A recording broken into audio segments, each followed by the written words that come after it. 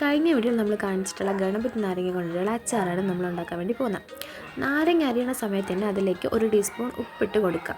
ഉപ്പിട്ടില്ലെങ്കിൽ നാരങ്ങയുടെ കയ്പ്പ് നാരങ്ങയിലേക്ക് ഇറങ്ങും. സോ നമ്മൾ അരിയുമ്പോൾ തന്നെ അതിൽ ഉപ്പിട്ട് കൊടുക്കുക. അതിനുശേഷം നമ്മൾ ചട്ടി എടുത്ത് അതിലേക്ക് നല്ലെണ്ണ ഒഴിക്കുക. അച്ചാറിന് ടേസ്റ്റ് കൂടാൻ വേണ്ടി നമ്മളിവിടെ നല്ലെണ്ണ എടുത്തിരിക്കണം. അതിനുശേഷം അതിലേക്ക് ചെറുതായിട്ട് അരിഞ്ഞ് വെച്ചിരിക്കുന്ന ഇഞ്ചി ഇട്ട് കൊടുക്കുക. ഇഞ്ചി ഒന്ന് വേണ്ട ശേഷം നമുക്ക് അതിലേക്ക് വെളുത്തുള്ളി ഇട്ട് കൊടുക്കാം. വെളുത്തുള്ളി നമുക്ക് ആവശ്യത്തിന് എത്രയാണോ അതിനനുസരിച്ച് എടുക്കാം.